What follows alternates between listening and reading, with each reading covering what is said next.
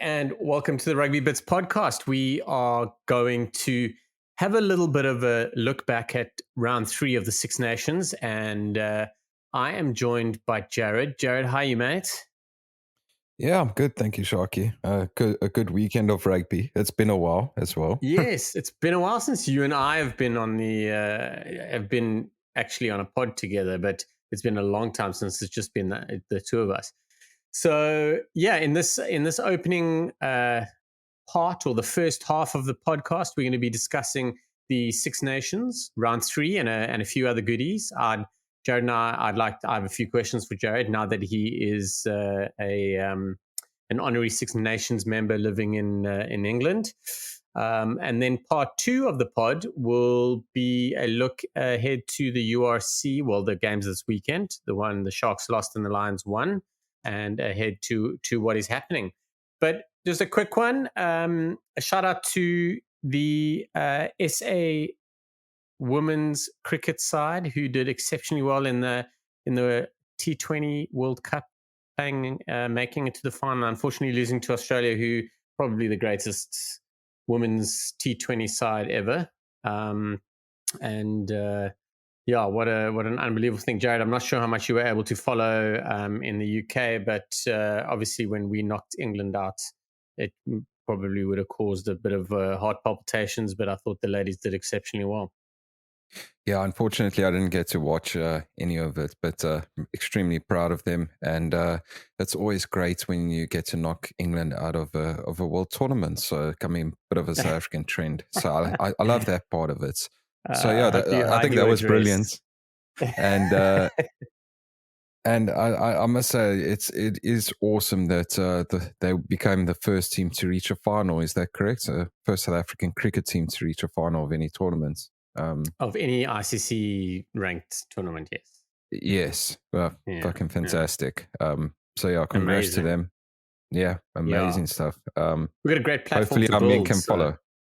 Yeah. So we've got a great platform for the ladies to build, and this coming off a great World Cup for the SA ladies in rugby. So all's on the up in women's sport in South Africa. So that's always a bonus. No, exactly. Yeah. And then something slightly sad, but just a South African actor, Paul Snodgrass, passed away. And it's my little dedication to Paul. Paul was a good mate of mine. We lived together for 2 years, but Paul was spent a lot of time in sports at E! News. He was involved with the Champions Cup and a few other goodies. He was a passionate Liverpool fan. He was the one that gave me the tip that Peter de Villiers was going to be the Springbok coach at the time. So a good mate. He passed away at the age of 44, which is very young and very sad for everybody. But just shout out to Paul, and we're thinking of your family, mate. So all the best there. On that, we're going to move on to the Six Nations. So round 3 this weekend, done and dusted. There's only one team in the running for the Grand Slam, and that is Ireland. Scotland had 3 weeks of hopeful rugby, and it was dashed this weekend against France. Was always going to be a challenging one. But just to go through the results quickly, Italy hosted Ireland in the first game on Saturday. They went down 20-34. They put their hand up. We'll be diving into that game first in a couple of minutes. Followed by Wales, England. So much off the field stuff happening there leading up to this game. Game was probably not going to take place for large chunks of last week. Went ahead. England won 10-20 in Wales. And then the final game in Paris, Scotland lost 32-21 to the French. Yeah, there's a hell of a lot to talk about, and Jared, I'm looking forward to having some great insights from you. I'm pretty sure you're bummed about Anthony Gelanche. It's confirmed that he has torn his ACL or damaged his ACL, and he's currently in a bit of a race for the World Cup at the moment.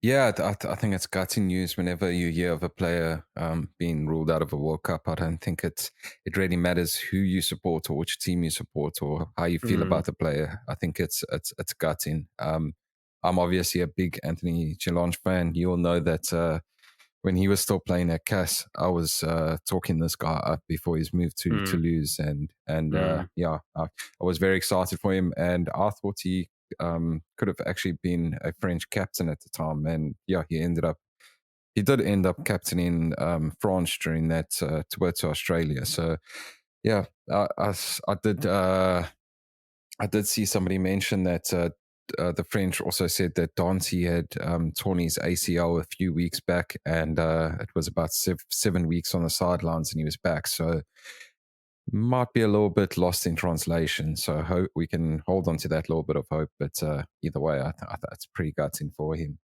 mm. Yeah, we'll dive into that in the final little snippet of the Six Nations. But we've got to start with the first game of the weekend, Italy Ireland. Something that a lot of people were looking forward to because we thought Italy realistically had a chance of rolling Ireland in Rome. I think they were playing in Rome. I speak under correction. I assume they were playing in Mm, Rome. And yeah. obviously, there's been a couple of injuries. Sexton was out injured. The general feel was that Ireland were going to name their strongest side to face Italy. Everyone had come off a bye week. They didn't want people to, and there was another 2 week wait until the next games. So the right thing was to play a full strength side, and Sexton, Gibson, Parker out, so there was movement around there. And then a late call was Gary Ringrose missing out on the game, and they moved Bundy Archie to 13 and Stuart McCloskey to 12. Now, Jared McCloskey's had a brilliant Six Nations, and Ireland are in a really good space at the moment with their midfielders, obviously waiting for Henshaw to return, who incidentally was training with the national side last week. So he's not far from a return. When everyone's full strength and fit and ready to go, who are the three midfielders that Ireland are taking on tour? Yeah, so I think it has to be Ringrose and Henshaw. I do think they are a level above the rest. McCloskey has been awesome for them over the last 18 months. I think I don't think it's quite that long, but it was just after the Six Nations that he started getting into the team regularly last year, and I think he's played like the last 8 Test matches for Ireland or something like that. But yeah, I think when Henshaw's fit, you play Henshaw, and when Ringrose is fit, you play Ringrose. I think with Bandiaki and McCloskey, they're both inside centres, and I don't think they can shift too well to outside, whereas Henshaw can definitely do that. And yeah, I don't know if you would want to play Ringrose at inside centre, but I think you could get away with it. So I'd say it would be Henshaw and Ringrose as your starters. And then it's just sort of who you're playing against, how you want to use your replacements, whether you do want a centre on the bench or not. But I would probably go with Aki, just get a bit of abrasive power in the latter stages of the match. But McCloskey is a great shot there as well. If you Mm. need someone that's got a bit more flair to his game, along Yeah, with that physicality. he's a big unit. I think obviously with Mm, moving Bundy Aki to 13 this weekend, I think that kind of Farrell shown his hand in terms of who his midfielders will be. I agree. Henshaw, it's between Henshaw and Aki starting at 12, depending on what you want, and Ringrose 13, and Henshaw can always cover 13, and Bundy Aki can cover 13 as well. But he didn't I'm have not sold the on that. best game.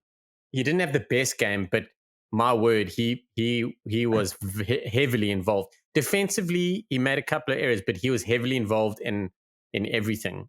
There were two things that stood out for me in this game. One thing that people don't talk about enough was Josh van der Fleer and how vital he is on attack for Ireland. Mm, Like he is constantly popping up, he's constantly linking. And the other thing was how much Bundy Archie does on the field. Um, mm, so mm. so yeah, I know you're not sold on him playing 13. I don't think he's like going to be challenging Ringrose for it, but in case of emergency, break glass. And so we'll have to see. Talking about midfielders, How incredibly impressive with the Italian midfield was the Italian midfield. It was fantastic. It was fantastic. Brex is he does not look like he belongs in the centers. Like he does look like a little bit off the pace a lot of the time. But if he had the speed of Lucanio he would be right up there with some of the best centers in the world. Like he is fantastic. He's just not quite that like top level world class, but he doesn't stop and he makes such great decisions, particularly on defense. And yeah, I think he ultimately denied Italy winning the game. I think his one cross kick to Canoni was rubbish. Jesus, It was a rubbish it was a call. diabolical. It was a Yeah. diabolical decision, and it was diabolically executed. So I think if I can't remember what I did rate him in the end, but I think if I watched the game and he had gone off just before taking that kick, he probably would have got an 8 or 9 out of 10 for that match. But that kick it was so terrible. It really was. But overall, it was a great performance by the midfield. Menoncello has been playing on the wing in the first. I think he played the first game he started on the wing. Second game he came off the bench on the wing, but he plays centre at club level with Brex, and they just have to play them together. Like they have to do it. It was just so impressive to see how they went this weekend, and they were coming up against a pretty dynamite centre pairing with McCloskey and Aki. Blockbuster, like they're going to steamroll you, man. Yeah. I tell you, I'm glad you mentioned Brex and his speed, because I was going to throw you under the bus. And when I can't even remember what we were talking about, but we were talking about Italy, or maybe might have been the URC, and you just said, it's up against the slowest midfielder in the world. But I tell you, he may be slow. Let me rephrase that. He may not be the fastest, but the decisions they make and the work that those two got through this weekend was incredible.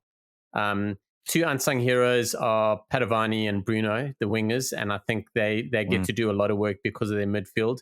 But their wingers are always looking to do something. I was just super impressed. I thought Italy ran out of gas. I had a chat with a mate of mine who's very, very much Italian, and he just said to me, he's like they're doing so much attacking, and why can't they just fix the layer of defense or the layer of fitness? And the way I look at it is, if it's not the best way for me to describe it is a down up approach, or an a bottom to top approach, or a top to bottom approach. And it's not a disrespectful thing in any way. It's more a case of what is the coaching plan and what's going on. So if we look at what we in South Africa refer to as would look at as the bottom up approach, is the Springbok coaches under the philosophy under Rassie and under Ninabe has simply been, get your defense sorted out. Sort out your defense. Make sure you are the most elite and so tight on your defense that teams cannot break you. Sort out your lineouts and your scrum platform. And then after that, you will start evolving the game and then becoming a little bit more expansive. And to be fair, since 2019 or 2018, so 2019, when we won the World Cup and people were like, whoa, really standing up to take notice, we've only really in 2022 started playing expansive rugby. So that for me, in inverted commas, because it's from a South African's point of view, is the bottom up approach. That's how we address things. And to be fair, if South Africans talking rugby, that's how you do. There's a set piece part. You want to set up your set piece. You want to get your defense right, and you can attack afterwards.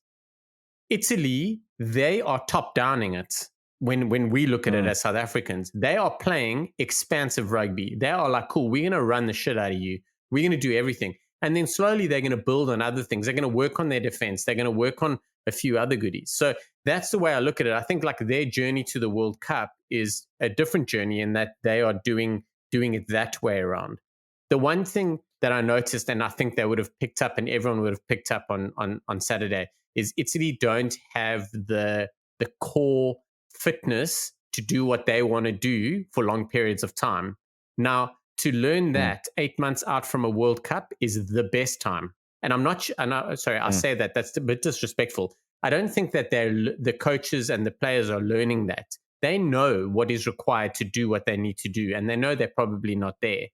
But to really empty the tank, the guys were shattered. Like they Mm. literally, the backline probably need to replace like 5 players in the backs to deal with and cope. Like I would have preferred Garbisi to stay on the field and stay at 12, and then bring Allen on. But they couldn't do it. Garbisi was done. Brix was done. Mm. Like the guys Mm. were shattered. So they don't have the fitness. So their next step down would be the fitness to manage that. And while they work on that baseline in how we look at it with the set piece and all that. So I'm super impressed with them. They are going. They're going to get better. For me, they're going to get better. I think you're spot on there that they will get better, and yeah, I think you're right as well that they going they looking at improving their attack first or getting their attack right, and then going on to the set pieces and defense and that kind of thing. And yeah, you sort of think about the Italians. Like you always want to think of the Italians in their heyday with Sergio Parise and Martin Cascio Giovanni and those big bastard forwards that were just incredible. And they weren't really a attacking team. And this new generation that they've brought through are quite the opposites. Their pack is reasonably good, and it's getting better and better with the likes of Fischetti becoming more comfortable in Test rugby, and Riccioni coming back from injury. So I think some of those pieces will fall together. But what we also must remember is that South Africa have so many players to choose from. Like, I think the Rassie and them say they're looking at about 70 players on a day-to-day basis, what those guys are doing. Then they have a 30 players outside Yes, of that yes. that they keep in tabs on. But there's still another 250 or 300 professional players outside of that. We have ridiculous amounts of depth that we could choose from. The Italians don't quite have the same. So they sort of need to look at their team and say, okay, Paulo Garbisi is our best fly half. We're going to pick Garbisi. Who is our best winger? And they're going to pick out their best players and say, okay, how do we get the best out of these players? Instead of saying, this is our game, this is our best game plan. You guys must fit to this. They taking the game plan and building the game plan around the players, whereas the Springboks have a game plan set, and we can say this is our best game plan. Who's going to best execute Mhm. this? So they Yeah. can't be as picky as what we are. Is what I'm trying to get at. And I think it's very much highlighted when you look at Stephen Varney. And Varney is a fantastic running scrum half, but he cannot kick. And that's where the Italians are falling apart, in my opinion, is that they have to kick off of 10 the whole time because Garbisi and Allen are such good kickers. Varney's, if Varney can get that part of his game up, Italy will immediately improve because, yeah, you're saying the players are shattered, but as backline players, Shaun, you'll remember is that one dominant tackle, and then all of a sudden you have to realign and you're charging back 5 meters so that you can get your depth right while you're attacking. And Mhm. if you're doing that for 60 minutes, you are going to be shattered in the last 20 minutes of the match. Yeah, yeah. That's true. And like it kind of fits into that bottom up approach Mm. and top down approach in terms of country like South Africa, England, France get to put players into the coach's plan, where Italy need to create a plan around the players that the coach can pick. So Yeah. Yeah. so yeah, very interesting. Something about their loose trio. Sebastian Negri, Yeah. Michele Lamaro, Lorenzo Canoni. Lorenzo Canoni was flip.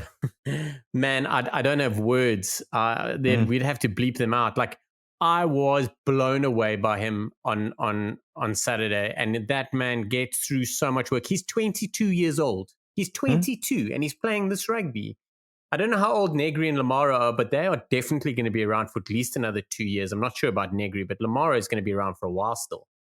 They're looking like they're in a pretty good space. And if I had to look at the loose trios, how they played on the weekend, when I'm comparing Negri, Lamara, and Canoni to Doris, Van der Vliet, and Conan, I would say that the Italians definitely got one over the Irish. No, I think you're right, and I was hoping that we were going to get to talk about the Italian pack. You normally want to chat about the backs, and then you skip over No, the mate, I'm fatties up balanced, front. bro. I'm balanced. I'm balanced. You're Said about as nobody balanced ever. as Cook's views on Finn Russell's. Yo, sheesh, I'm gonna have to listen. I have occasionally provided some insight into scrummaging and a few forward things. I just want to tell you. I will make sure, though, noted. I will make sure that I spend some more time on the forward pack. I've actually planned a bit of forward conversation for the Six Nations. I just would like you to know. No, that's fantastic. I'm glad to hear that. You see, we can all change. We can all change. But Yes, yeah, it old dog new tricks. the back row was fantastic, and yeah, Negri has come back. I can't remember if it was last year that he got injured, but he definitely got injured against England, where he had that run in with Ellis Genge, and haven't He's a quite big had unit, the eh? yeah. Yeah, yeah, and he went and flattened Genge in the last match against England, which was also great to see. But yeah, he's gone up a level. He's 28, by the way, so we've got another good 4 years out of Negri for sure. He Oh, we've got another World Cup out of him. yeah, yeah, So we've got a and world, like essentially, Italy this loose trio could go to the next World Cup as well, age yeah, wise. yes, That's yes, they yeah, can. that's a little And I mean, scary, we've eh? got Lamoureux's 24, so we've probably got another 10 years out of him. And depending if he goes like Sergio, we could get another, 3 World Cups out of him after this one. My word, my Yeah. word.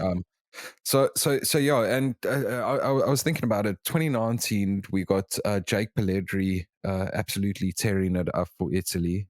He hasn't quite been the same since his injury in 2020. He's still He struggling just with picked up those. another one. I'm Yeah, so bummed, exactly. mate. He just made a comeback and now he's picked up another. I think it's a medium term injury. I Mm, can't mm. remember, to be honest, but I think he is available. He should be available for the World Cup, but it's going to be tough for him to make the squad.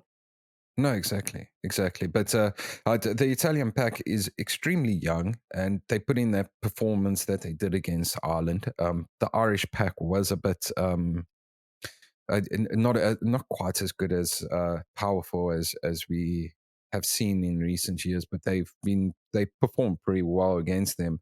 And yeah, I think Canoni's brother Nicololo, or I think that's how you say it, and Federico Nicola. Ruzza, yeah, we're also fantastic in the second row. I think Yes. Ruzza is tearing up trees and he's going a bit unnoticed. So yeah, The kick pass that we were complaining about was to Canoni, to Nicola out in the wing, wasn't it? He no, it was to was, Ruzza. It was Ruzza. He oh, was fuming. oh, He yes, it was was. He fuming. was flipping acid. Yeah, and you could see Brex was shitting himself. He was crapping all over him. That's Yeah, when you drop down and you say to the coach, you just signal, hamstring's gone and you need to take me off before this kills me. yeah, yeah. So and then they also took Lorenzo off and they brought Pettinelli on, and Lorenzo was just tearing Ireland to crap, and I thought, what the hell are you doing? And then Pettinelli, the first touch he gets the ball, he goes and makes a run about 30 meters up the pitch. And I was like, okay, I understand what you were doing. Yeah, yeah, So yeah. it's good to see that they are building a little bit of depth. It'll be great once Jake Pelledri's back as well, and hopefully back to firing, because then it becomes very interesting, that makeup of the back row. I think Bramstein's also injured. Bringing him back in Brahm as well. hasn't been available. Brahm wasn't available for June last year, for November, and he hasn't been available for the Six Nations. Yeah. I must be honest, I don't know what's going on. So I No, don't, I don't it's know obviously either. a serious injury, but he's been out for a Yeah. while. They could really use with someone of his experience and his work rate, even if he's a squad member and he comes off the Mm. bench every now and then. No, I think he can add massive value, but it's a very, very positive performance from the Italian teams, and yeah, I think there were quite a few positives we can take from Ireland as well, outside of learning that the Aki isn't a test outside centre anymore. Well, that's Wow, my whoa, easy Tiger. Easy Tiger. Easy. no, seriously, You've asked seriously. me to speak about the forwards. You asked me to speak about the forwards, and now you want to go and abuse the 13. You calm down. No. I don't think I don't think he's the best option at 13, but he Mm. can most certainly plug a gap. Yeah, you can plug a gap, but if you're an Ireland supporter, you do not want Bandiaki lining out at outside centre against the All Blacks or Springboks or I think even he'll England. do okay.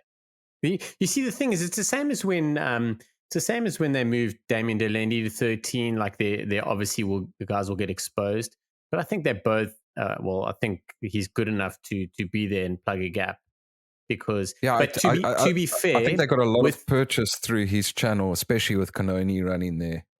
They caught him out quite a few times, and I and think that's where conversely, he there's made one. a hell of a lot. Yeah. It was off a great platform by McCloskey. I know McCloskey didn't get as much high fives as he should have, like because he was relatively and not in a bad way. He was quiet in that he wasn't making those line breaks, but a lot of that opportunity was created by McCloskey. So Bundy Mm, Aki mm. was fine. But anyway, don't be like that. We could spend the rest of the day talking about 12 and 13. Just back to Ireland and their pack. So Finlay Bealham is gone off injured. Now, he is someone that has surprised me in terms of what he's been up to, sort of scrummaging wise. I thought Mm. he's impressed me in that I didn't think he was going to be able to really put his hand up and perform. When he first came onto the scene, I thought he had way too much to learn.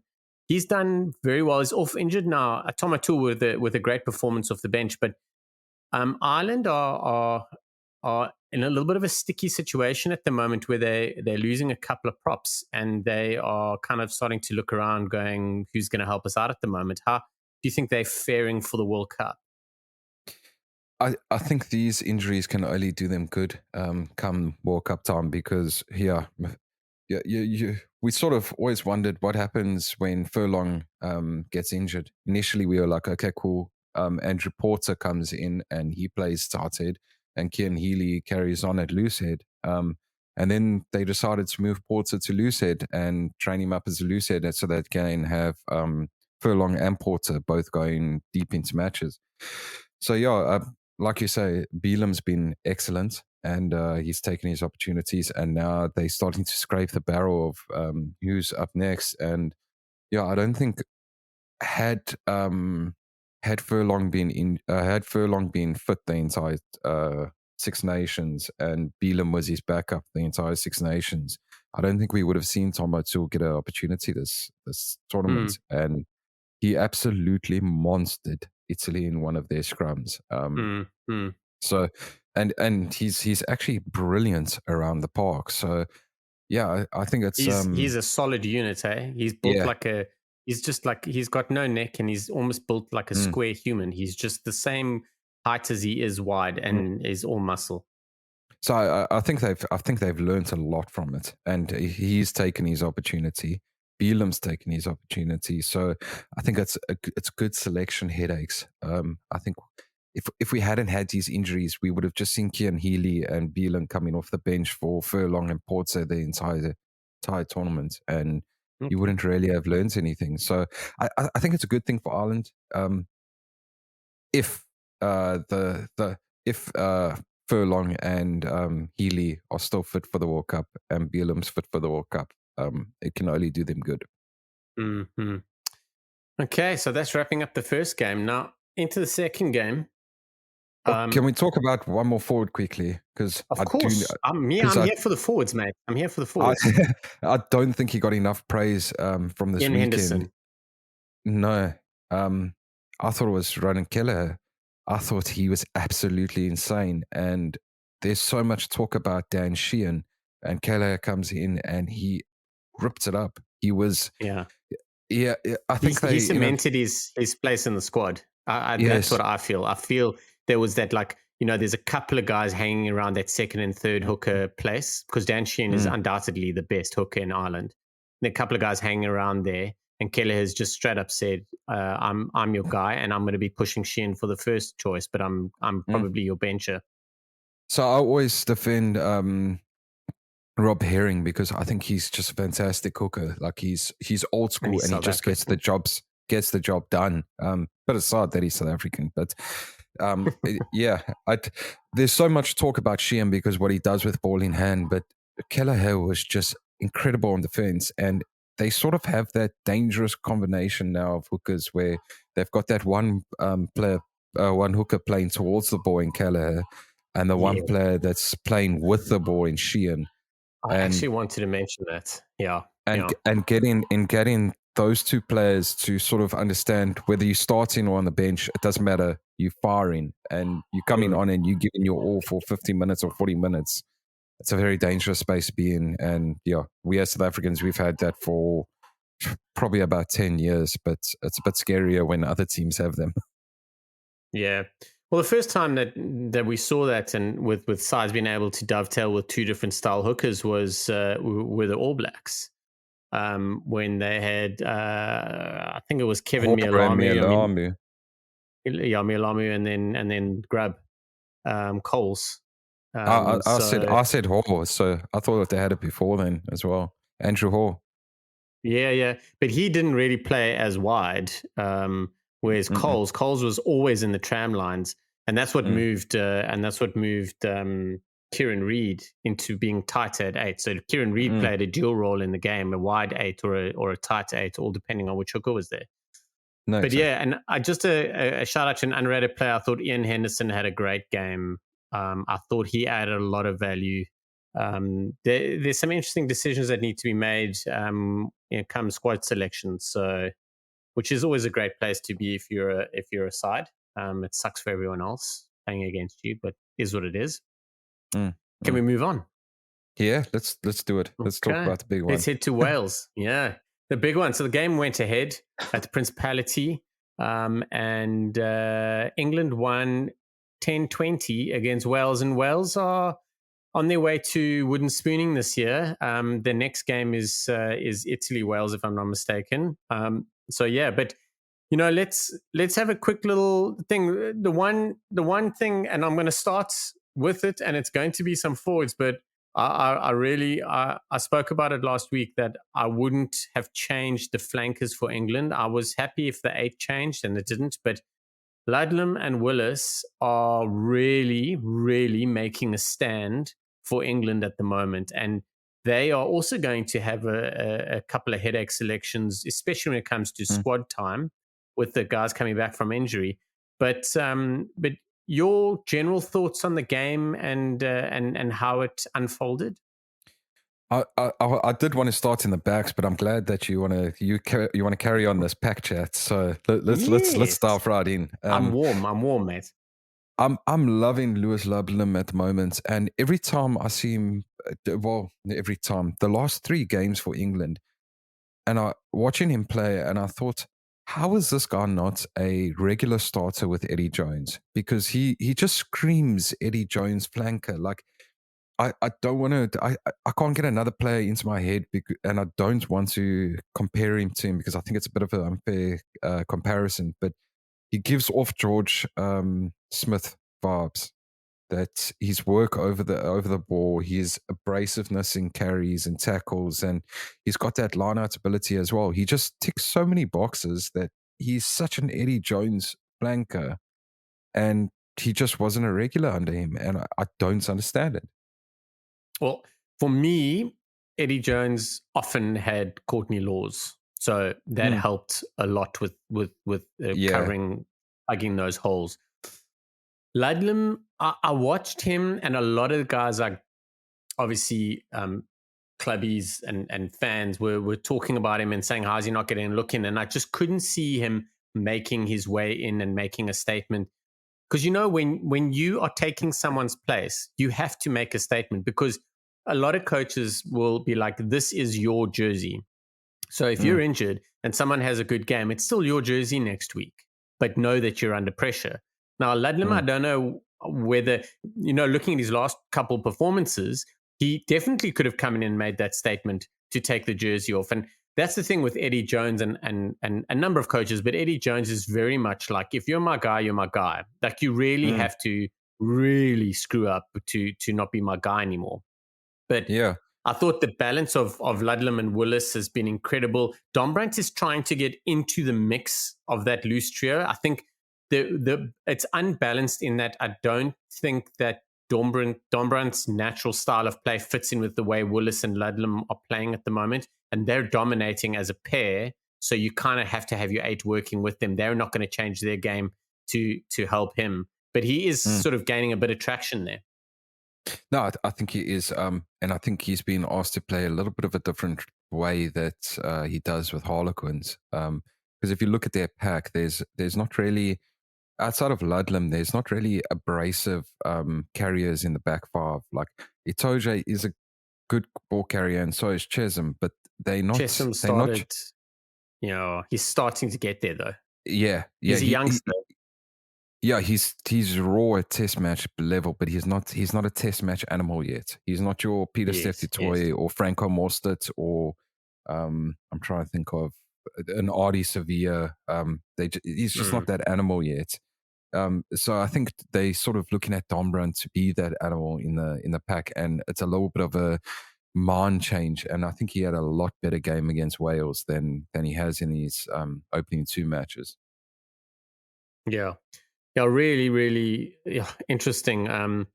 I was impressed with a few of the things that happened. I couldn't watch a lot of the game, unfortunately. I have to go back and watch it. For those of you listening that aren't in South Africa, we have a bit of an electricity issue where we have this thing called load shedding, where we don't get to have electricity for a lot of times during the day for these little bursts of periods in time. But yeah, be that as it may, I haven't had a proper time to have a look at it. But England just seemed to grind it out and get on top. I think, listen, the Welsh players must have been so exhausted from what had happened the last couple of weeks. They would have totally been up for it, but just couldn't put it together. But yeah, like there's something now that I want to move on. So Owen Farrell, I want to talk about the 9-10s, but Owen Farrell has been copping a world of abuse on social media, and honestly, I don't understand, and I'm slightly biased in that I rate Owen Farrell. I think he's a great leader and a good player. He's questionable in his tackle. That's what everyone talks about, blah, blah, blah. But let's talk about rugby. Rugby, he's a brilliant player. He made 17 tackles this weekend, so he missed kicks at goal.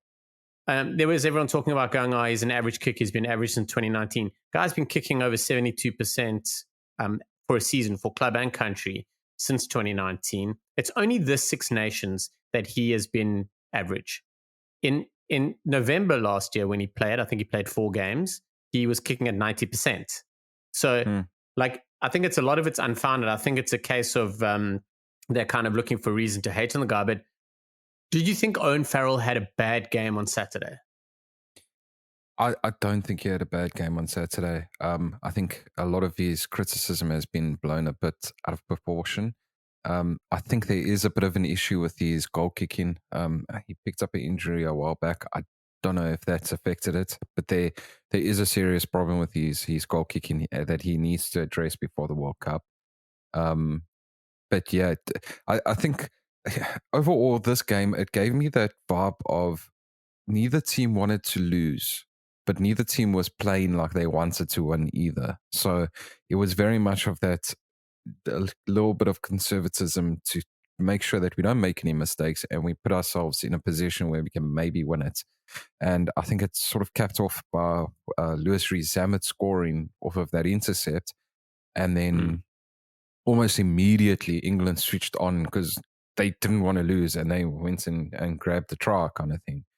So yeah, that's where I think it was. I think England's kicking game was absolutely incredible. Like every time that they hung it up there, Lee Halfpenny, who I wanted to talk about, was also sublime under the high ball. He had one cock up that almost resulted in a try, but England's kicking was phenomenal, and it was mostly out of Owen Farrell's hands. And I think there was a big role of the game. And I think if Farrell wasn't playing that game, and you had Marcus Smith playing that kicking game, I think it would have been a bit of a different result in the end. Let's put it that way.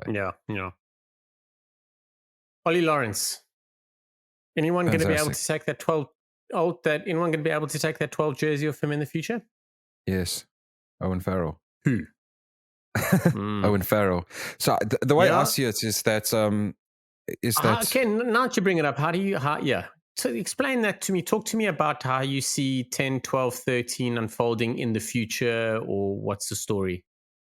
Yeah, so I think England definitely need a dual playmaker in their backline, and you're not going to get it from fullback. Freddie Stewart is a hell of a player, but he's not a playmaking fullback. He's not your Willie LaRue, Lee Halfpenny, um, Gareth Anscombe when he comes in a fullback there, trying to get some other ideas. Bowden Barrett, Geordie Barrett. He's not that. He's just not that player, and he might become that player, but it's not going to happen before the World Cup. So when you look at their backline from this weekend, they did have the two playmakers in Owen Farrell and Henry Slade. I'm not sold on how Henry Slade's playing at the moment, and they need that brunt of Ori Lawrence in the midfield. So I think what will happen is we'll see Ollie Lawrence move to outside centre. George Ford comes back into the England setup, and Owen Farrell moves to inside centre. And a lot of that So has to you deal think with Smith is coming back as a permanent fixture, no Ford, or George Ford?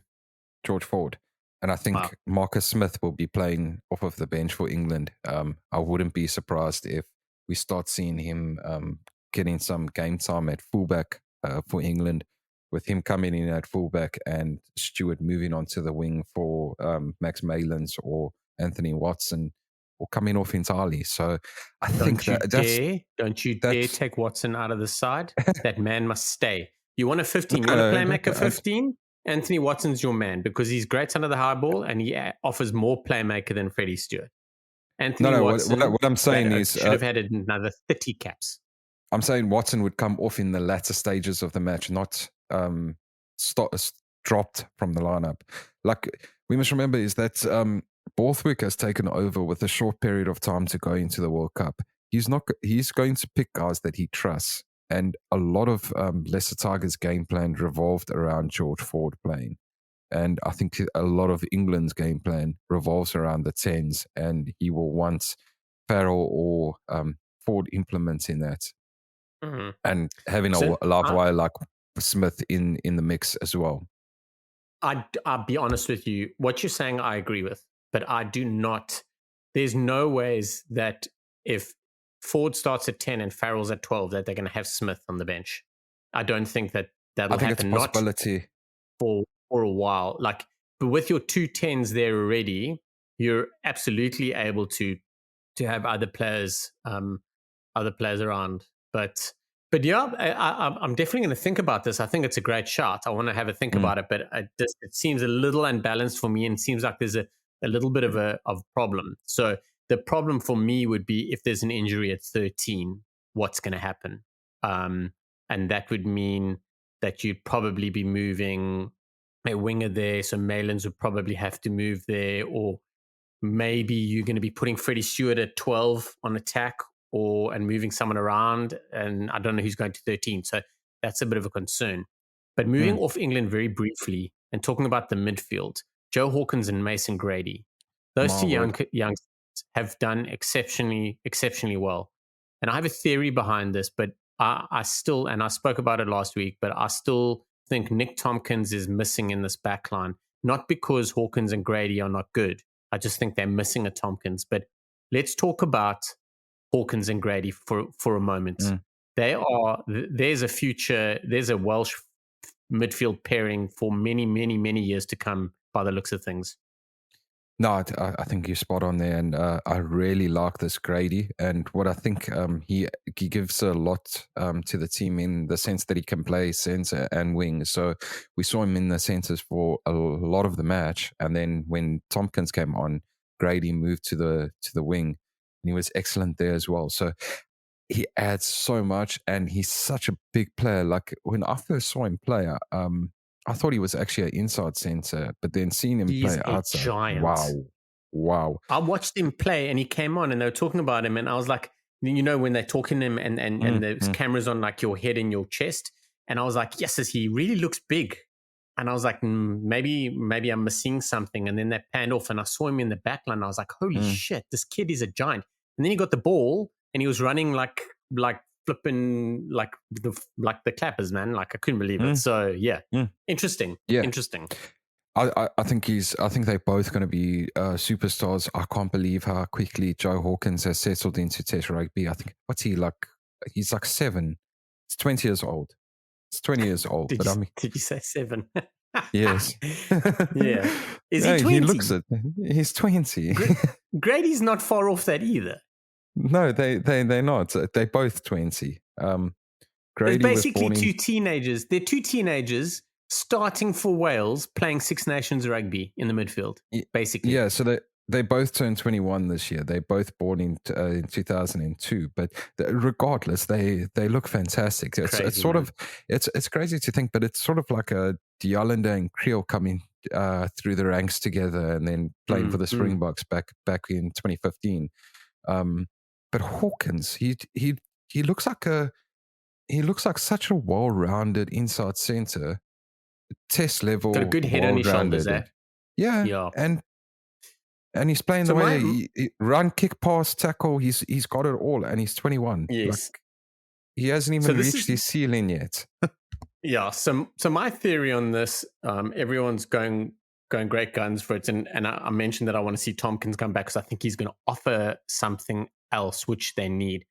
But my theory behind this is with all this shit going on in WRU and the regions and the coaches and all that sort of jazz, essentially the Six Nations, in inverted commas, and would never have been made public, would essentially have been a bit of a write-off in that I'm going to coach how I want to coach, play what I want to play, and just sort out and have a look at what's going on. I've got these guys in mind, but they need minutes. And we have precious few minutes available to us ahead of the World Cup. So I know what Tompkins is going to give me. I'm going to keep him in the squad, sort out what I need to sort out. And then I'm going to rotate guys. And if it costs us games, it costs us games. But these guys are going to be, I mean, the best pressure game to play is a Six Nations game. Like, think about it. Think about the rivalry over all the years. You've grown up your whole life wanting to beat Scotland, England, and Ireland. And now the guys are getting to play against them. And I think it's brilliant. Come World Cup time, there will be some changes, a little bit more stability, a little bit more balance. But my theory is there's going to be changes and there's going to be some interesting selections or pairings throughout the match day 23. And those are all about giving guys minutes, having look-sees here and there, and then building for the World Cup, because Gatland's going to have a very, very good idea of what's going on. What it also does is Hawkins and Grady will put pressure on the other guys. The bonus for Tompkins, Willis Halaholo has been very, very open on Twitter saying he's now going to get fit. He wants to come back. Like, they could use a guy like him too. Tompkins, like, they now have options, and we're in a good space. There's damn it, Gareth Anscombe obviously in the mix because Owen Williams is come back this weekend. They're always going to have Bigger. Bigger's never been dropped to leave. I think he's just dropped for the time being, maybe just to keep Toulon happy. You never know. So, like, there are options there. I don't think they're going to be. I think they might cause an upset or two in a World Cup, but I don't think they're going to be able to go all the way, with respect. But this 12-13 combo, I'm really looking forward to it. And one thing Wales do is then they need Lee Halfpenny. They really, really need him. They need him fit for the rest of the year. Like, I think he retires at the end of the year, but they need him fit. Yeah, I think you're spot on with the fact that they're using the Six Nations as a litmus test for a lot of the players, and you can sort of see it in the fact that he named Ken Owens as captain before the tournament. There was rumors that Dowie Lake was not going to make it, that he was injured, and I think he got injured like a few days before the announcements, and they named him in the team anyway, and then ended up replacing him. Not mistaken. So hooker's one of those positions that you're not going to stuff around with, no matter how much you're testing around with your team. Like, you are going to give guys opportunities, like Bradley Roberts got the last 10 minutes or so, but you're not going to. You're not going to just chuck a guy in. You're not going to chuck a 20-year-old hooker in to start a Six Nations test match. It's just not going to happen. So I think you're right in doing that. And yeah, I think he will also have learned a lot, because there's like there's been 4 years where he hasn't worked with some of these guys. So yeah, he hasn't worked with Alan Jones since since the Lions tour, but 2 years is a long time, especially with a guy that's going towards the end of his career. I mean, he's going to be 45 Dude, soon. how many how many test caps does he have? Is anyone ever going to catch him? Like, I don't think it's possible. I think he's heading on to like 170 soon or something like that. But dude, yeah. When he was breaking records and whatever, you're like, yeah, well done. I never thought he'd play 200 games. He literally could be on like 190 something, and then they're going to have to make decisions. I'll tell you what. Someone like Johan Etzebeth is probably up there with one of the guys that could like overtake him, but I don't think there's too many guys playing right now that will be able to do it. Yeah. There's just too many injuries and that. And yeah, like I say, 4 years, he hasn't worked with Tipuric for about 4 years as well. He had that short little bit with the Lions tour before he got injured. And I saw comments throughout the game saying, Tipuric's done, let's get rid of Tipuric. And then Lee Halfpenny drops the ball from Owen Farrell's fabulous spiral bomb that he set on him. Oh, yes, and that was a beast. Eh? I can't blame him for dropping that one. That was fucking nightmarish. It was an incredible kick. And 2 minutes later, it's Tipuric coming up with a breakdown steal. So he's still got that BMT in him. He might not be as box office as he used to be, and it doesn't help that the Welsh pack was going back for a lot of this game. But I do there's still limelights. There's shining stars in this Wales team that just need a few more things just to bounce their way, and they'll be back on top form. So yeah, I'll tell you, could a Welsh rugby player? I think the Welsh rugby players are the most written off players, only to make a comeback and give everyone the 2-finger salutes. I mean, Talupe Faletau has been written off 2-3 times. Justin Tipuric, his name escapes me. There's another flanker for Wales who's come back in and out and been injured. Not even Navidi, no. But Ross Moriarty. Lee Halfpenny's another one been written off. And made a comeback. I mean, Fox Davies written off, made a couple of comebacks. Like it's quite popular amongst the Welsh. As boys never lie down and die. But here's one player I want to chat about, and I want to get your opinion on him. So, is he a starter? Is he a bencher? But for me, he's definitely a squad player, and that's Christ Schunze. Started at 6. I thought I think this guy's going to be he's going to be a very, very important part of the Welsh squad. And by squad, I mean match day 23 in some way, shape or form for the next 5, 6, 7 years. I think he is class. Yeah, I agree with you. And I think at the moment, I can't tell you whether he should start or not, because I'm not sure how this Welsh pack should actually line up. I think they've got so many options in the neither does Gatland, but it's okay. Yeah, I think Gatland's trying to figure that out. I really do. All I can tell you is that Talupe Faletau should be starting at number 8 for Wales, and that's all I can tell you about their pack. I was literally going to say the same thing. There's one thing that is like cast in stone that you can say with 100% commitment is that Faletau must start at 8. The rest of number 1, 2, 3, 4, 5, 6, and 7, no idea, bro. Doesn't fucking matter. Doesn't matter. As long as Faletau's at 8, it doesn't matter what happens with the rest. And like that was my biggest thing, is that they've even got that Dafford Jenkins on the bench as well. He's also a class. Like he's a year, I think he's a year younger than Schunze, and the two of them are going to play for Wales for the next 10, 15 years. They're going to Schunze can play 4 or flank, which is a very, very valuable position.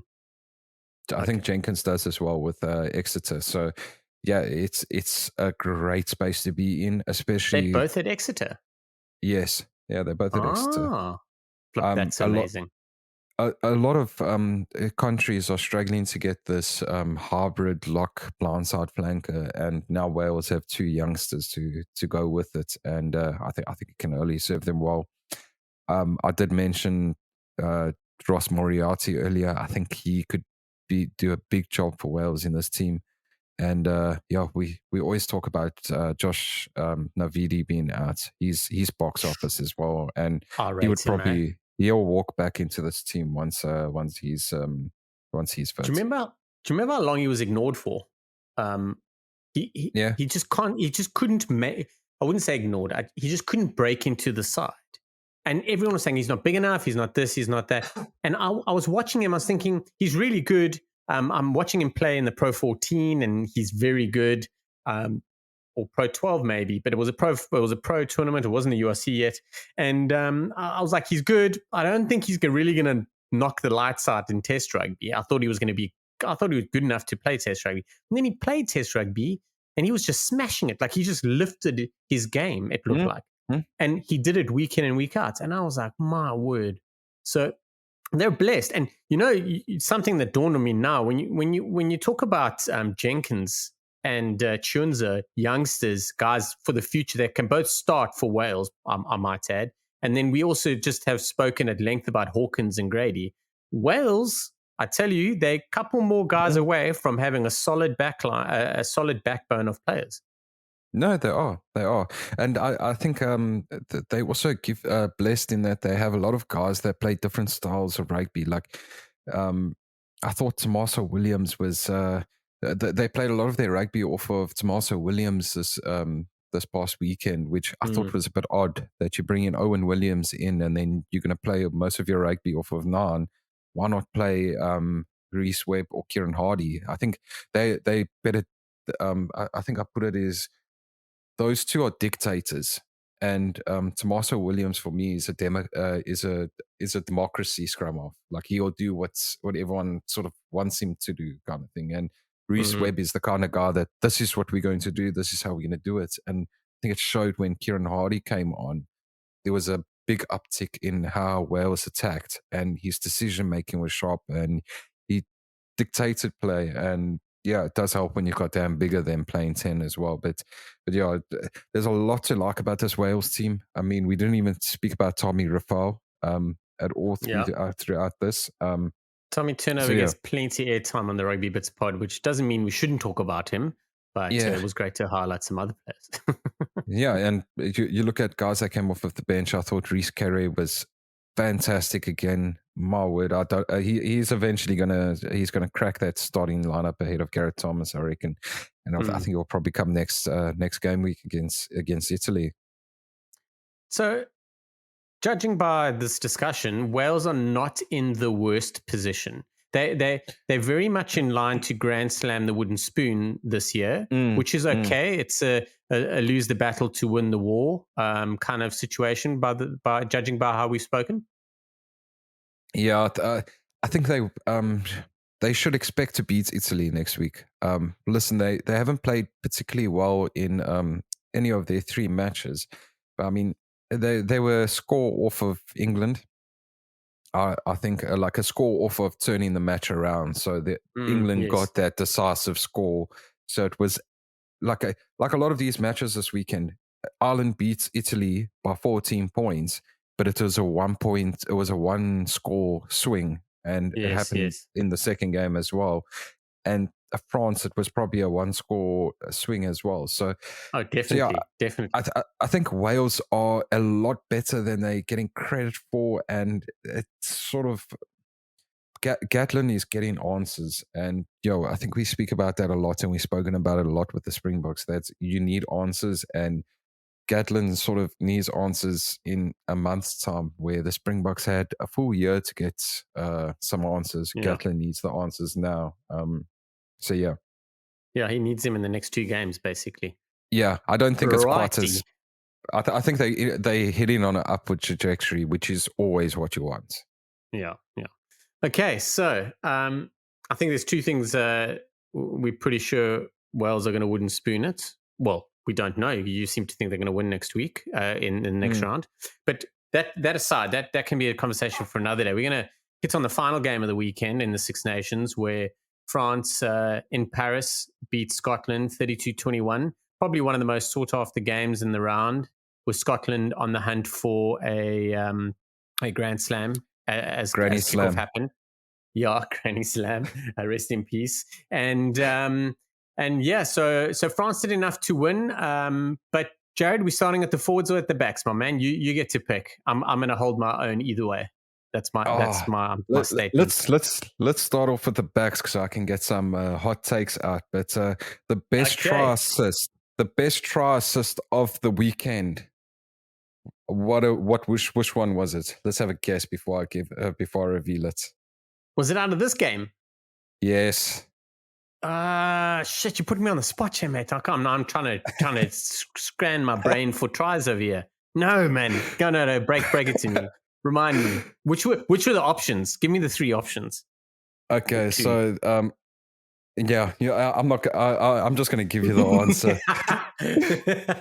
Okay, go. Finn Russell's try assist for Ethan de Mortier.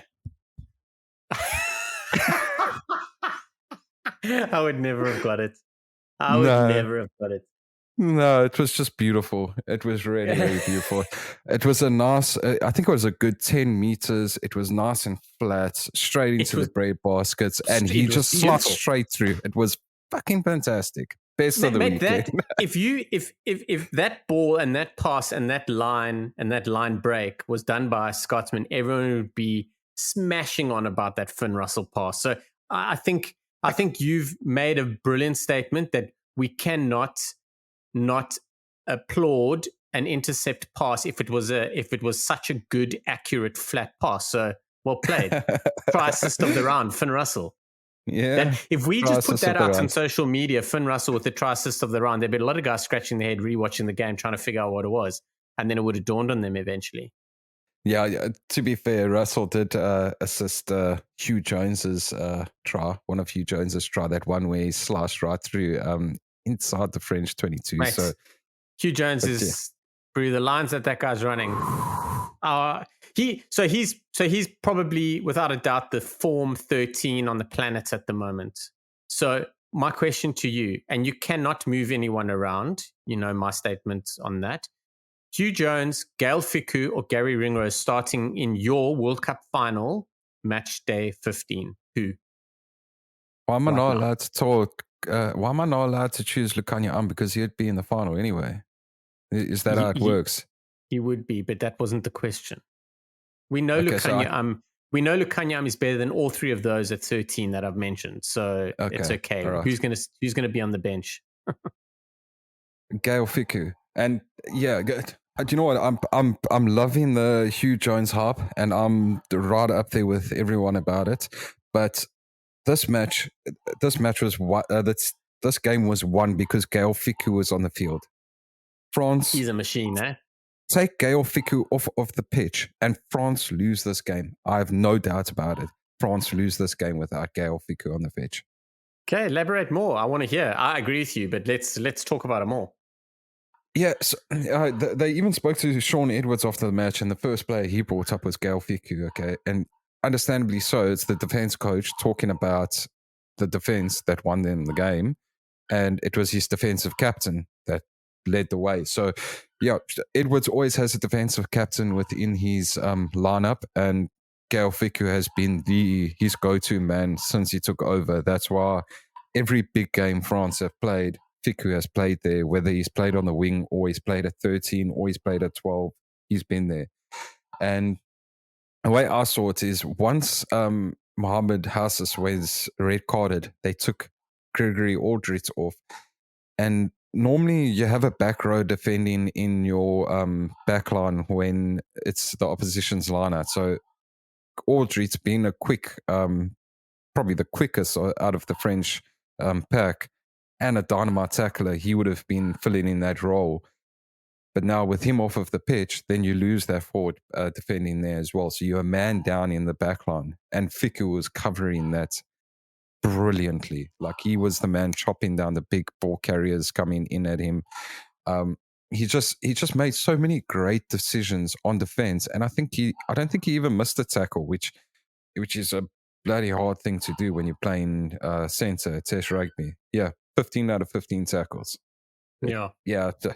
And that's it for me. And then, like, when the game's still in the balance, Scotland have a chance to still win it, and Fiku's the one that eventually gets over the line, secures the bonus points, secures the win, and keeps France's Six Nations hopes alive. Like, to me, it has to be him. He's just he's a full package. Like, outside of Lukanya, there's very few test level centers that are the full package defensively, on attack, and just coming up with the BMT moments. And I'd say it's probably Fiku, Lukanya, and probably Ringrose. Yeah, we are in for a blockbuster year. Especially when you focus on midfielders, which I'm not. I mean, I'm a forwards guy, but if I'm going to look at if I'm going to look at if I throw it back at you, who do you choose? Have I convinced you of Fiku with my little speech over there about Gail Fiku? No, I was going Fiku anyway. I was going Fiku. Okay.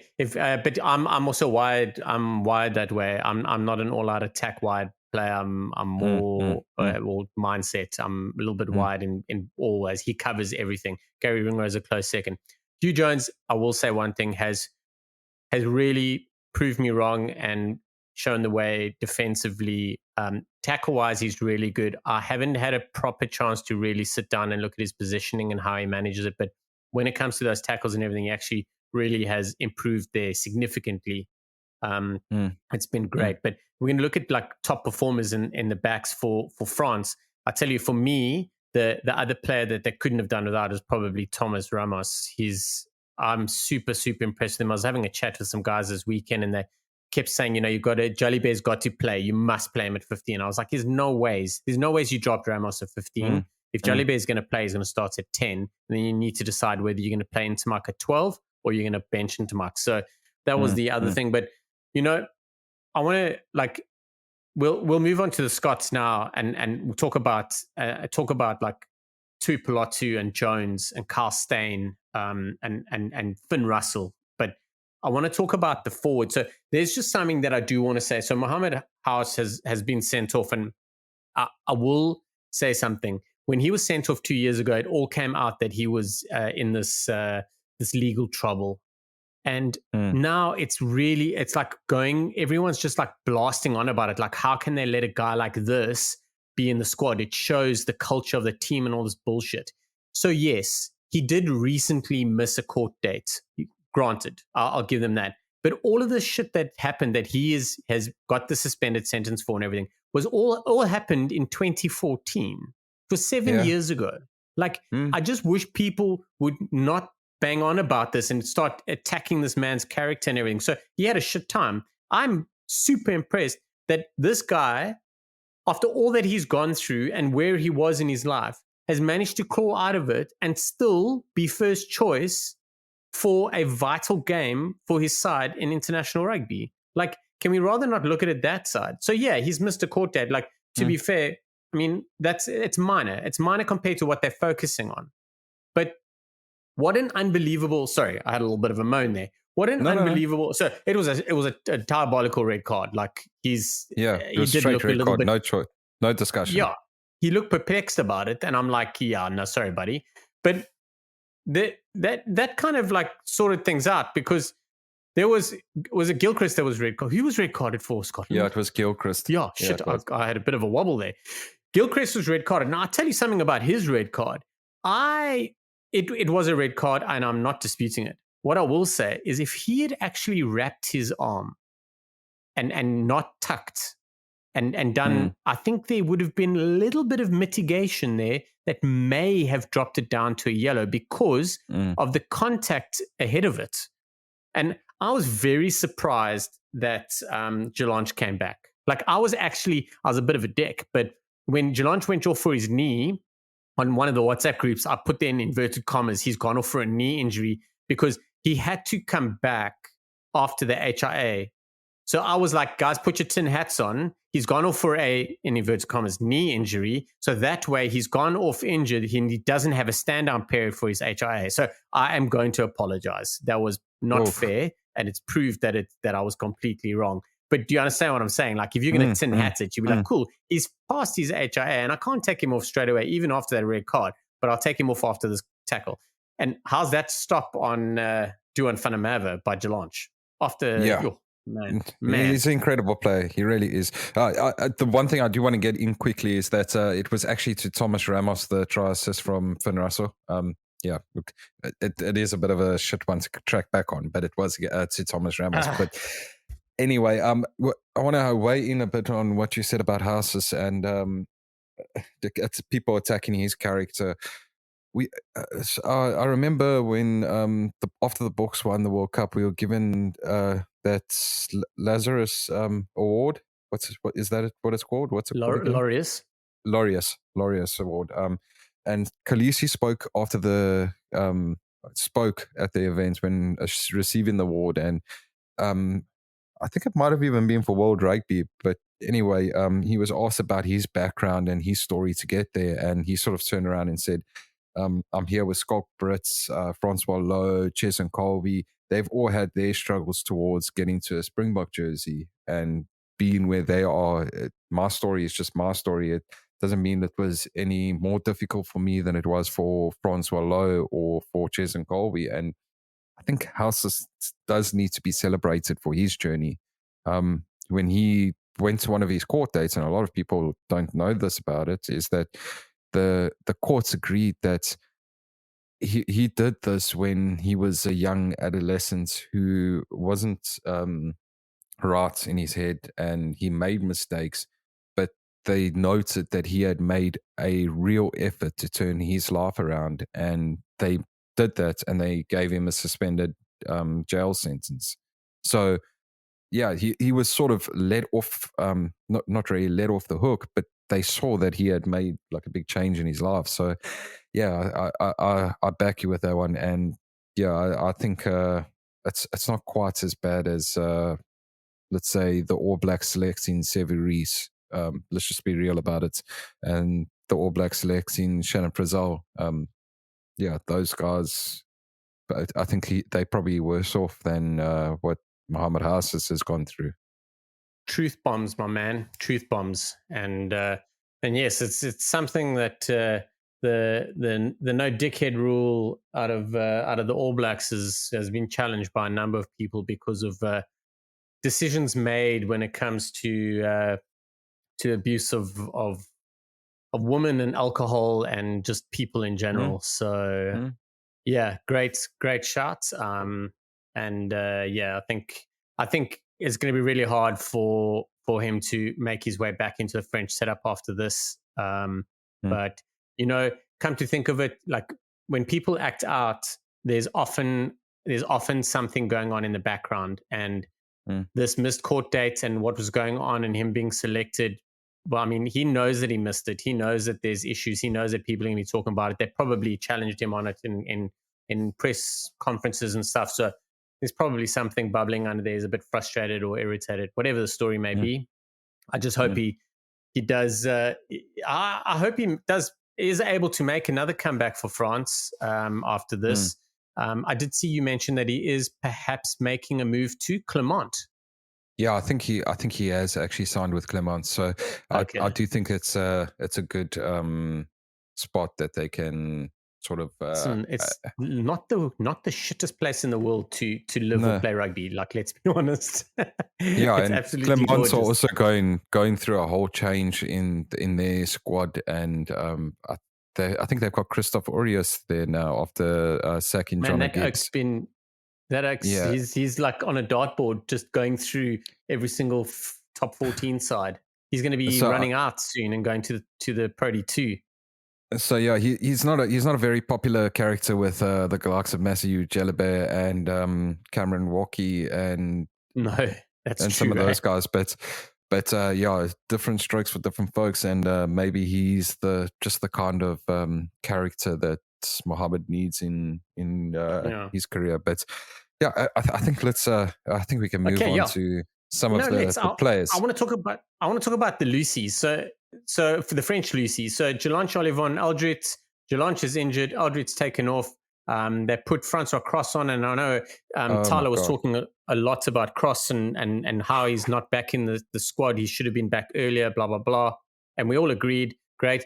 The French, when I'm looking at these loosies, they got Sekou Makalu, who's a 6.5 player, and I don't mean his ability. I mean it's his position that he plays. He's like either backline or forward. No one Mm, really knows, mm, but he's been. They've got some phenomenal loose forwards. My question is, now are they one injury away from being in trouble? Like mm, mm. they're going to now have Cross, Olivon, and Aldrit. Are they one injury away from being in some serious trouble, or you reckon they've got okay with backup, etc.? No, I think they're fine. There's a lot of guys cruising around France that we don't really see in the limelight, but are exceptional players like Bekonji. Can never get his name right, but he's playing for Beckham, yeah, Montpellier. Yeah, he's a great eighth man, and he's been playing on the side with Zach Mercer there at Montpellier. So, yeah, he could come in if they had an injury to Aldrit, but Aldrit is definitely anyone anyone outside of Aldrit at number 8. It is a step down. So I think if they lose Aldrit, then yeah, 100% it's a agree. bit of an issue. But I Mm, think although I love Anthony Jelenic, I think his time in the starting lineup was always going to come. I think they were just waiting for Cross to get back to full fitness, and Jelenic would have come onto the bench, and they would have had Cross starting. And my word, was he fantastic this weekend? yeah, He was very good. dynamite. And like I say, if they lose Cross, they're going to bring in Dylan Creton, and he's been just as great. I think he was he came off the bench in just about every Six Nations match last year or something. But he's also Thibaut mm, Flamand, you going to move him to the side of the scrum?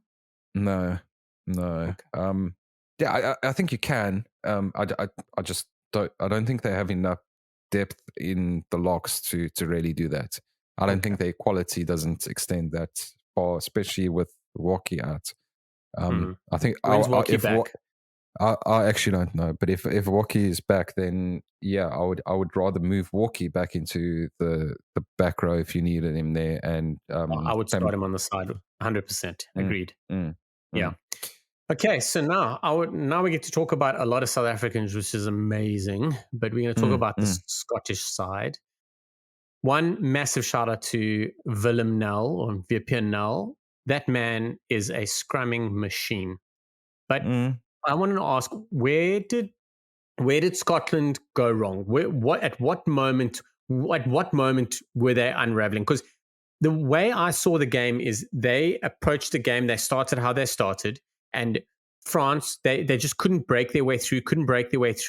Got a couple of tries. There were some points in the game, but France really were in control. And I thought that there was going to be trouble. And then Scotland made their comeback as they always, well, not as they always do, but when they got Mm, their tails up, mm. they play incredible rugby, and they just couldn't hold on. What would you change now looking back at the game? I Yeah, well, the first thing I'd change is not get a red card. I know but it was a stupid red card. My issue with it is that yes, he's charging up to make like a nice big hit, but he had plenty of time to line him up. So yeah, start off, don't get a red card. And yeah, I think maybe they could have. Yeah, I don't know where to really make the changes. I think um, Townsend used his bench pretty well. I think Ali Price came on at the right time, even though Ben White was having a great game. Um, What a game, eh? Price I was Price was questioning the his inclusion mm, in the squad, and now I'm like, mm. shit, no wonder.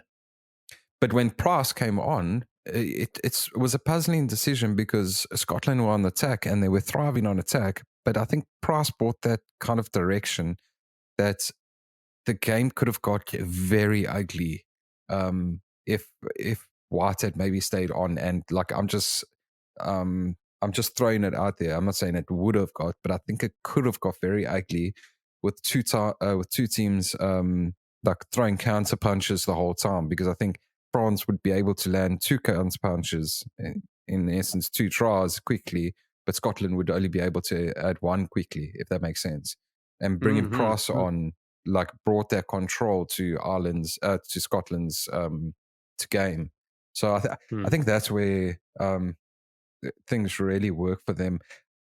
I don't think Scotland did too much wrong to actually lose this match besides getting a red card. I think it was just not their day, and it could have gone their way just one or two times. I think they could have maybe scored a late try, but then Jamie Ritchie gives away a penalty. Feels it feels he didn't give away. He shouldn't have been penalised. Back chats the referee, loses 10 yards. France go in and score. So, yeah, there's another situation where you maybe want to change things. Jamie Ritchie, keep your head. Don't because he was in Nicker's ear the entire game, and he didn't. He sort of said who incidentally had a brilliant game. I put it out there on Twitter as well. He was fantastic, brilliant. Yeah, he almost got that France's red card wrong. His assistants helped him out, and he was more than happy just changed his decision, and that's the way it should be. I saw that everyone was like, "Oh, what a shit ref!" So listen, it was clear cut red for me. He saw something different, but then he is also mature enough to take advice and think, you know what, I'm not 100% sure. Maybe like he was maybe tentative about giving a red card straight after giving one before. Because everyone's like, "Oh no, you just want to even up the game." So and I'm glad that their relationship with the rest of the team, in terms of the ARs and the TMO, is good enough that they can say, listen, it is definitely direct contact to the head, like it's a red card. And then he's changed his decision. Like, it doesn't matter. Like, you got the right decision. It doesn't make him a poor ref. I thought he was brilliant. I agree, and I think a lot of the time these referees, we as an African podcast, and now we're going to talk about fucking referees. Can we be more cliche? But we're applauding referees. We are the most anti-South African podcast known to mankind, my friend. There's not a South African podcast in the universe that is saying what we're saying. Like we're saying that the ref played well. So I am going to have a little bit of a bitch. Shit! After that rant.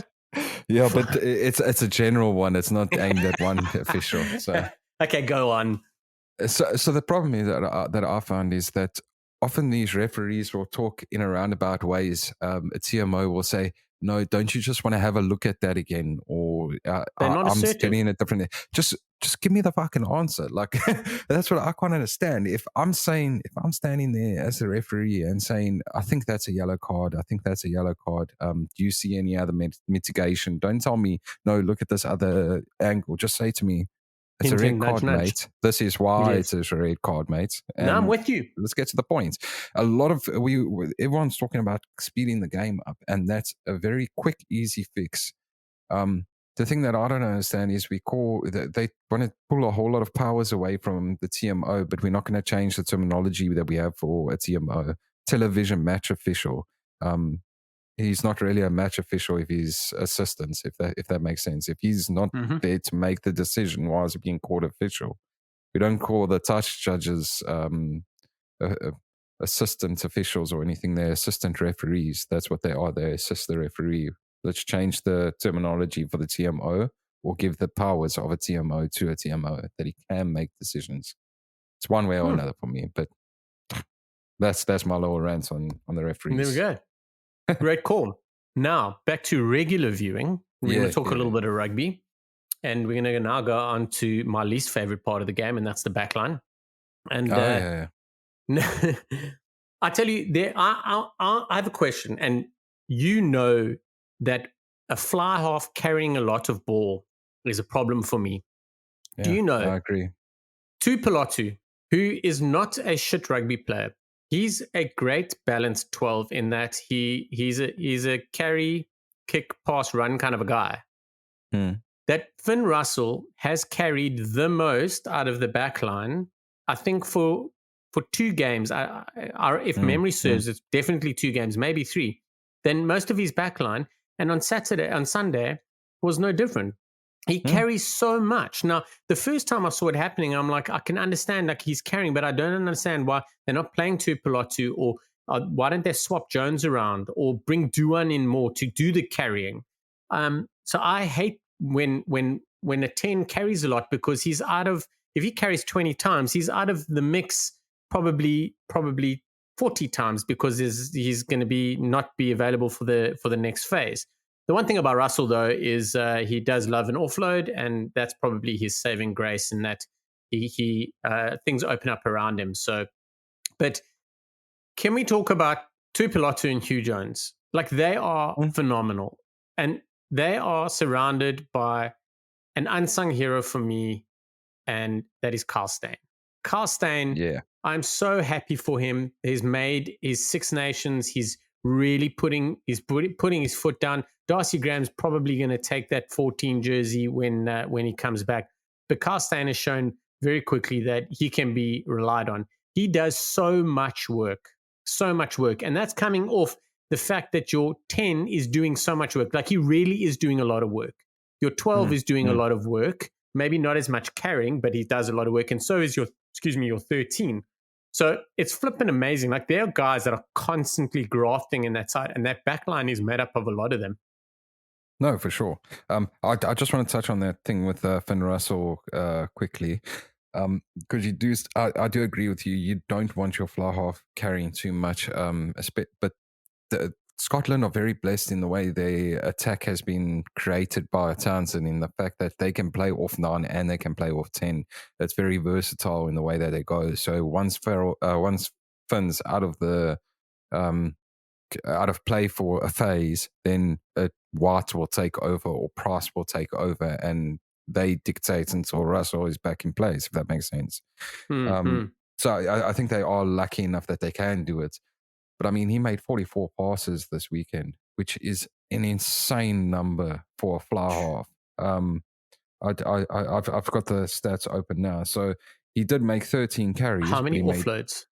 He made 44 passes and 4 offloads. Okay, so he's touched the ball. Those 13 carries, so that was nine carries where 18 phases where he was out the mix, because he carried 9 and out. It's not too bad, but it's his offload ability that makes his carries justifiable. Yeah, so let's we're just going back onto the Scotland-Wales game. He passed 25 times. Dan Biggar passed 22 times. He's getting his hands on the ball a lot. That's the point I'm trying to get at. So yes, he is carrying a lot, but he's actually getting his hands on the ball a lot, and he's spreading it a lot. Yeah. So yeah, but I do think the centre pairing for Scotland is really, really working. And when I had that podcast with Tyler, he said to me, no, he still thinks that Chris Harris will come back into the team eventually. I don't quite see where. I think Harris actually missed this game this past weekend because his wife had he had I think it's his first child or second child. I think it was born on Sunday when the game took place. So I think that's what happened there with him. But yeah, I can't see them splitting up Huwipulotu at the moment. Is that how you say it? The centre pairing? Yeah, Huwipulotu.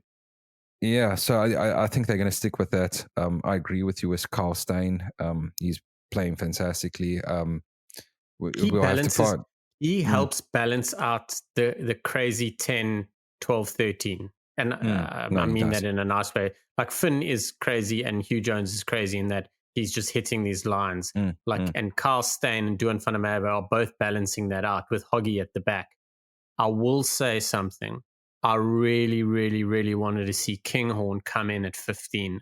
I don't want to see him on the wing. He must play 15. Scotland needed him at 15 when he came on. I think he came on with 15 minutes to go. I think Kinghorn must play 15. I think Hog's on fraud watch. We'll have to check with Tyler, but listen, I think he didn't have a shit game. On fraud watch at the moment. But that's the thing is, I wouldn't say fraud watch. I think maybe the Scotland backline are outgrowing Hog is maybe the nicest way of putting it. Like, the way they're playing is outgrowing him, whereas he is set in what he does. So he's got to change the way he's doing. Where Kinghorn is Kinghorn at 15 balances this backline out even more. But this is Hog's first game back, if I'm not mistaken. So I do want to watch him a little bit more. No, he played the first 2 games as well. In the no, didn't Kinghorn start at 15? No, Kinghorn's come off the bench in every single match. Oh.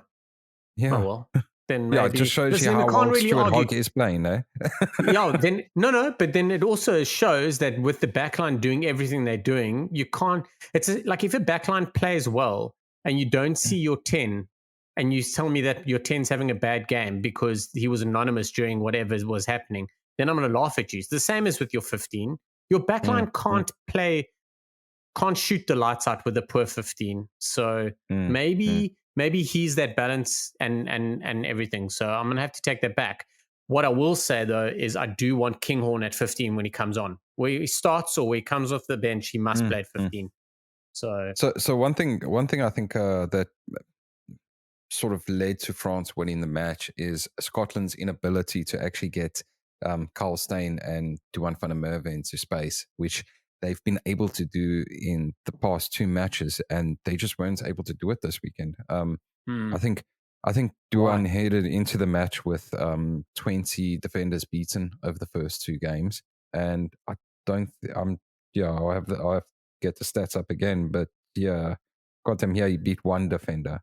You didn't have a Duan game, but that would have freed up Jones or someone else. But yeah. Okay, so let's put it this way. He got 6 carries and he got 9 meters from his 6 carries. When last did you see Duan van der Merwe get that kind of numbers? Even if he's having a quiet game, a winger of his quality will at least gain 5. Will at least get 5 meters kind of thing. And it was vastly the same story with Carl Steyn. He got 17 meters from his 3 carries. You see, that's a quiet winger's numbers kind of thing. So they need them because they're both of them. Carl. So Duan more so. He's like more of I call them corner flag wingers. Like if he smells a gap, like Kirkley Arendse and Makazole Mapimpi, they smell a gap and they're going for that corner. Where Carl Steyn is not a corner winger. He's I mentioned it last week, but he's a great 13. I'll rate him at 13. But he's not a corner winger. He's going to run. He's going to keep the ball alive. He's going to make those options, make those ball placements, and allow quick second phase ball. Duan is a little bit of a mixture of both. Actually, he loves going for the corner. He loves steamrolling people. But lately, we've seen a different part of his game.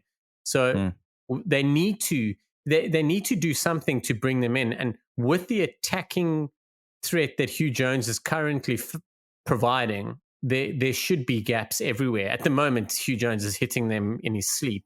But I think that's what I wanted to do. I thought Duan had a very quiet game, and when you say that, it almost seems like he wasn't at the races. I don't think it was him. Like he didn't make a mistake. I think what France did defensively was really good to wrap the guys up. I mean, remember they're up against Mortier, who's brand new at this test match rugby thing, but has taken to it like a duck to water, and up against Damien Penaud, who Thomas told us is defensively is sketchy on the wing, but he has a couple of good games, and this was one of those games defensively where I thought he was a little bit better. No, for sure. I'm with you 100%, and I was just thinking about it the way you're talking about Carl Steyn, and I'll pull another tall over here, but Carl Steyn's basically the Griqualand Shaun Maitland, and I mean that as the biggest compliments as possible. He ticks all your boxes as a winger, and he's not going to make big mistakes in matches ever. So no. and you don't have to worry about him when he's there. Here, And if we can talk about Mortier and Penaud for a little bit, and then we can probably go talk a little bit more about the forwards, but. I think I put it out on Twitter is that Mortier is basically a clone of Damien Penaud. They just called him Ethan de Mortier, waited a few years until Penaud was like a superstar, and then like just released him in Lyon to make sure it's not obvious that they've cloned him. Because they seem so identical, like just the way they're able to slip through tackles, like. Penaud will run into a hooker and a tight head prop, and he will somehow get between the two of them and sprint away. Like he just wiggles off of them, and like, good God, crazy, how did you do that, man? Yeah, it's like, I don't know what he does. Maybe he oils himself up before games and puts it like he. Someone mentioned that like, does this guy like lube himself up before playing to beat people? He's a big guy. It's not like he's small. Yeah. He's a big guy, but he just somehow seems to do it. It's crazy, man. It's mad. And de Mortier just seems to be able to do it as well. And I think it's creating a nice little headache. Not that there wasn't a headache already around who France actually play on the wings come the Rugby World Cup. Crazy, man. They got options for days. Mm, mm. And you would have known that I got a little squeal last week when I saw Baptiste Serran back in the team, and I was really hoping to see him play this match. And I think he He's can never add going to get a quite a chance. bit. I think he can add quite a bit to this French team, especially if they want to carry on with the 6-2 split, because I think he could come in and he could come in on scrum half or fly half with Dupont either sticking at scrum half or Dupont moving to fly half. I would love to see that combination. But let's talk about through. nines. The French have got Dupont this weekend on the bench. They had Coulut. I can't pronounce that. I'm sorry. Yeah. Coulut. They've got Baptiste Serran. Okay. They've got Le Garrick. And then let's not forget Luku, who was their backup 9 in the Six Nations Grand Slam win last year. Like, it's madness. Yeah. It really is. There's probably another 9 floating. Yes. Yeah. There's some great 9s. Leo Colli is another one. He's backing up Cobus Reinach at the moment at Montpellier. He's fantastic. He's great off of the tee off as well. So they really are blessed to scrum off. Yeah. I want to know who of the of the dirt trackers had Jared mentioning Cobus Reinach at 1 hour 36 minutes, because you have won the pot today. Well done, Jared. I managed to slip it in somewhere. Moss, I could see it. Well played, son. Okay, on to the favorite part of the day. We're going to talk about the forwards. Piers Skuman. Let me just give me a quick little look-see. 3 matches Piers Skuman's made. He's made 32 carries. He's made 36 of 38 tackles. Beaten 4 defenders. Man is cooking at the moment. No, he is. He is. I think there is a little bit of fraud watch chat around Cyril Bay at the moment. I don't think he's dominating quite as much as he should be. But I'll tell you that Falatea on the bench, I'm not sold on him. I was not sold on him until this weekend. He was exceptional. There was a real, like, the dark side of me was really hoping that Falatea would have had to have gone off for some reason. Not serious, maybe a yellow card or something like that. I just wanted him to go off so Scotland could have asked for a scrum and then France would have been down to 13 men. There was a sadistic person in me that really wanted that. I was like, come on, guys. I think Wardy can play Tartet, by the way. But if he's been announced, he has to pre-game, they need to declare it. Oh, okay. Okay. As far as I know, that's how it used to be. So we've had it before where we've had someone who was, it might have been Oosthuizen and Cooney was playing for the Sharks, and he said he could play both sides or something like that, and they're like, you didn't declare it beforehand or something like that. I couldn't remember. Yeah. But yeah, I thought Falatea just deserved a mention. I know we were talking about Piers Skuman, but I thought he was excellent. Skuman is a difficult customer for any Tartet prop, and I think he stepped up and he was all over the park as well. He did fade in the latter stages, but you expect that from a Tartet prop that it's played 68 minutes. So shout out to him. Planning on playing 15. Yeah, exactly. Although he also knew that Mohamed Haouas was playing and that there was a chance that he would get a red card. So I think wrong. That's so wrong. Right. But would we not be saying the same if was it Sebastian to Taufifenua? No, who was the guy that got the red card against Wales in the World Cup? He also always got a lock. The lock that always got a red card, and he's basically the French Thomas Lane. Yeah, the French Thomas Lavanini. It's the French one, French version. Yeah. Now, how good was it to see the Gray brothers playing together? That was the second point that I wanted to come on, and it was fantastic because I think they played a massive role in Scotland staying in the match once the red card went off. Like, I think France are a little bit more well equipped to play with 14 men compared to Scotland, and I think the Gray brothers made it possible for them to play the kind of tempo that they did and win the lineouts that they did. France gave Scotland an enormous amount of lineouts, and France, you must remember, even Gregory Audrey going off, they've still got Flamant jumping, Olivon jumping, and Challenge then went off. But Cross is also a very good jumping back rower. So they had threats all over the place. And I think Scotland lost one line out the whole game. And that was when Fraser Brown threw over them. Yeah. So he launched it, man. He launched it to the other side of the field 15. I was like, what? What is that cuck? He hasn't missed his jumper. He's thrown the wrong call. Yeah. He's like, exactly. I'm sorry, I thought you said 44 Bob instead of 44 Job. Like, it's crazy. He missed it by miles.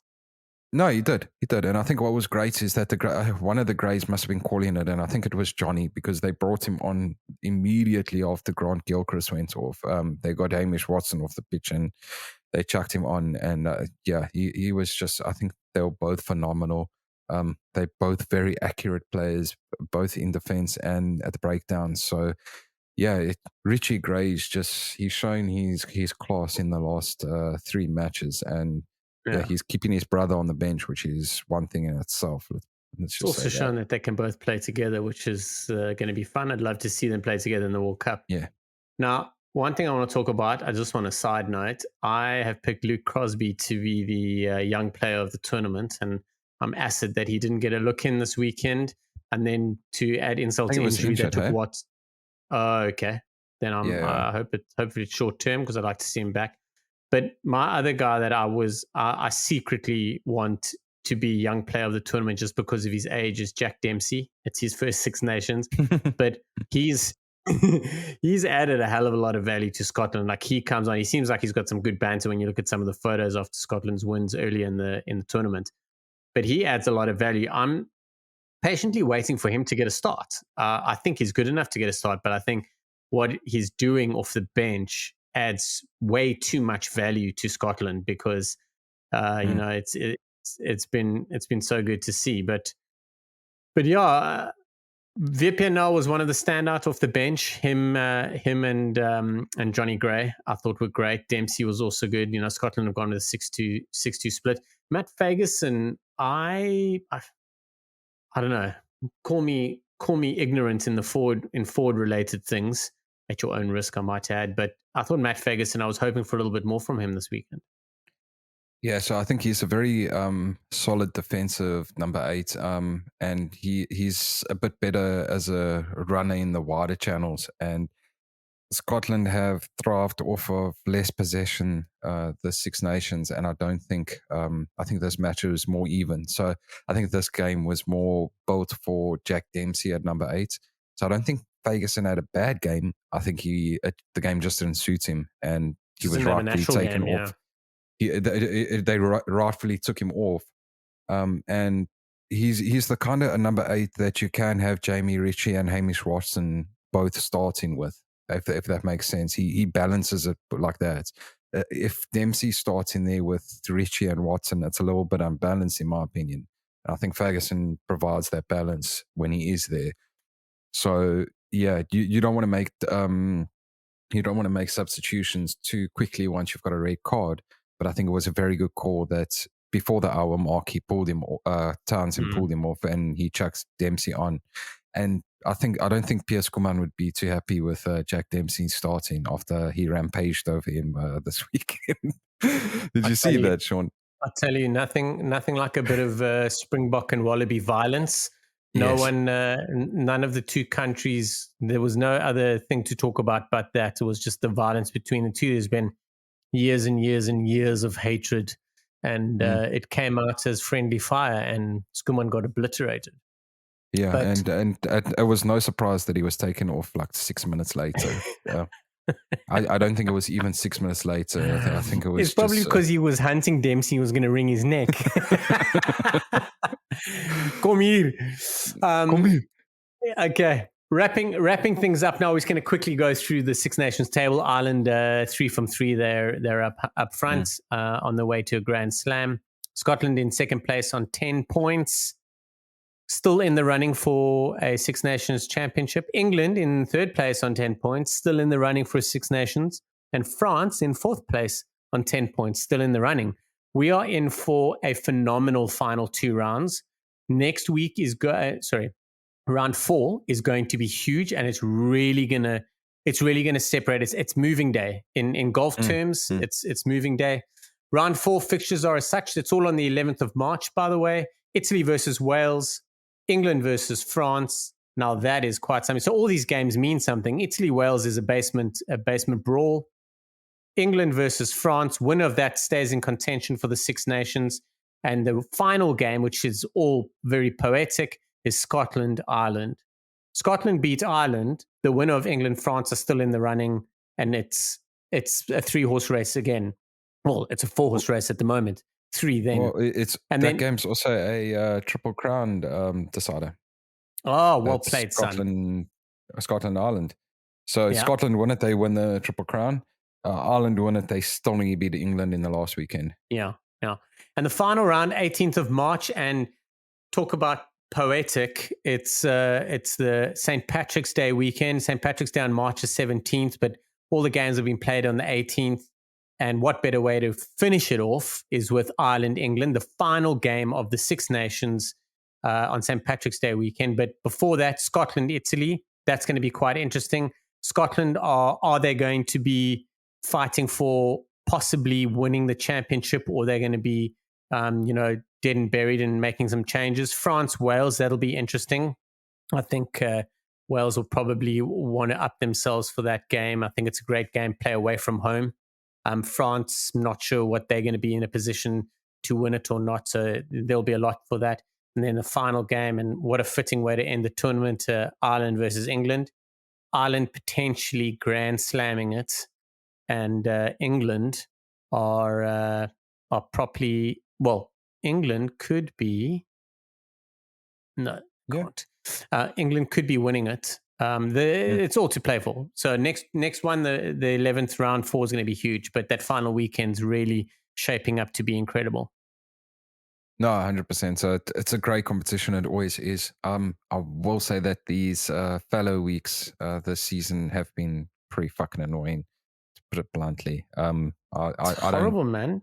Didn't we have? To be fair, it's always set up that way: 2 rounds, a break, 1 round, a break, and then the final 2. That's always been set up. This one does feel just a little bit more annoying. I don't know why. Maybe a little bit more. Yeah, that's it. Probably exactly. But it does feel annoying. I think the competition built a lot of momentum that sort of fell away before round 3 came back a little bit when the action actually came. And I think it's just a little bit of a dip now again. So I think they should maybe revisit it after the World Cup and maybe go 3 to have a one fellow week in between instead of 2 fellow weeks over the competition. But that's another discussion that will go. Player welfare, but we're going to play Rugby World Cup matches where there's a 6-day turnaround between matches. Once every 4 years. 3 matches. But I agree with you. Listen, at least you're not a tier 2 nation where you're playing 30 games in a week. So yeah. But wrapping things up, Jared, it was an absolute pleasure chatting to you again, mate. It's always good catching up. Wishing you a great week, and now we get to focus on some domestic action. But to all of you guys that have listened and stuck with us through this Six Nations wrap up, please subscribe, like, and spread the news. We love your work, and we'll catch up soon. From all of us at Rugby Bits, ciao.